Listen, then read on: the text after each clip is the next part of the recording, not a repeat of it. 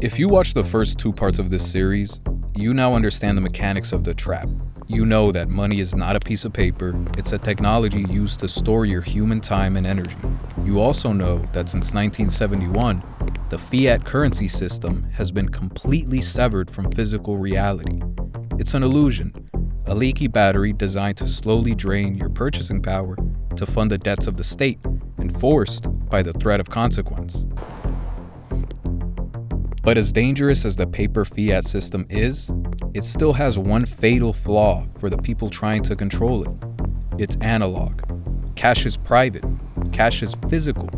When you hand a $20 bill to a farmer for a carton of eggs, the central bank has no idea that transaction took place. For a system built on total consensus and control, privacy is a threat. And that is why the rules of the game are about to change one final time. We're leaving the jungle of paper money, and we're stepping into a fully digital panopticon, a system of absolute surveillance, designed like a prison, where the central guards can see, track, and record every single move you make. Welcome to the era of the central bank digital currency. When you hear the term central bank digital currency, or CBDC, your first thought is probably, isn't my money already digital? It is true that when you swipe a debit card or use an app on your phone, you are trading digital numbers, but those numbers are liabilities of your local commercial bank. They're private ledgers. A CBDC is fundamentally different. A CBDC is a direct digital liability of the central bank itself. It completely removes the commercial banks, the physical cash, and the privacy from the equation. It places every single citizen on one centralized, unified digital ledger controlled by the state. They will market this to you as a massive upgrade. They'll tell you it's frictionless, instantaneous, and mathematically secure. They will promise you universal basic income deposited directly into your digital wallet in the blink of an eye. They will use the ultimate Trojan horse of human history, convenience.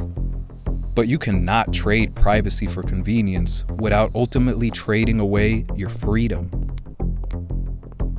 Because a CBDC is not just a digital dollar, it's programmable money. And this is the most terrifying financial innovation ever conceived. When money is nothing but centralized code, the people who write the code can attach terms and conditions to your purchasing power. The economic battery that holds your life's energy is no longer just leaky. It's now remote controlled by the manufacturer. Imagine a world where the central bank decides the economy is moving too slowly to force you to spend. They simply program a negative interest rate into your digital wallet. Or worse, they put an expiration date on your money. If you do not spend your tokens by Friday, they simply vanish from your account. The fundamental human right to save your own energy for the future is deleted with a single line of code. But the programmable control goes far deeper than just economics. It's the ultimate tool for social engineering. What happens when your ability to transact is tied to a digital identity or a social credit score? If the state decides you have purchased too much red meat this month and you have exceeded your designated carbon footprint, your digital money simply will not work at the grocery store. The payment will decline. If you attempt to donate to a political cause the government fundamentally disagrees with, the transaction is blocked. If you try to travel outside of your approved geographic zone, your money is turned off until you return home. This is not a conspiracy theory. This is the openly stated utility of programmable ledgers. A CBDC turns money from a tool of empowerment into a collar of compliance. It is a cage made entirely of code. If they can control exactly what you buy, where you buy it, and when you are allowed to spend it, they completely own your autonomy. You cannot outrun a centralized network from inside the grid. If you stay in their system, you accept their terms. So what is the alternative? How do you protect your time and your energy when the state has complete control over the ledger? You have to step outside of it. Throughout this series, we established that money requires consensus.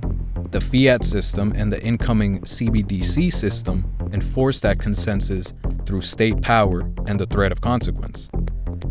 But what if there was a ledger that no one controlled?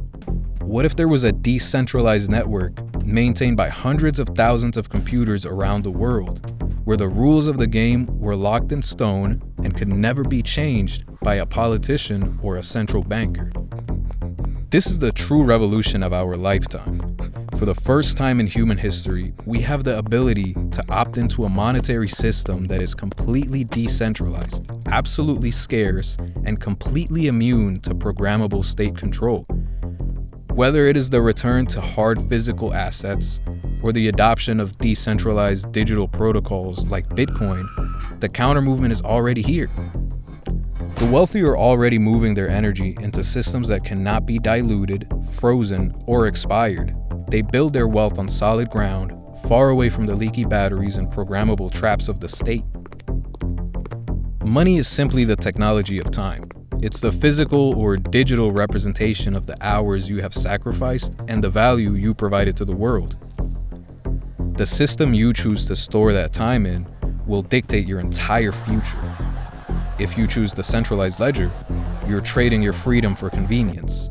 You're handing the remote control of your life over to an entity that has mathematically guaranteed they will drain your energy. But if you choose the decentralized ledger, you take your power back. If you want to understand exactly how these decentralized escape routes work and how to build your wealth on solid ground before the programmable cage is locked, make sure to subscribe to Sculpting Economics. We're just getting started.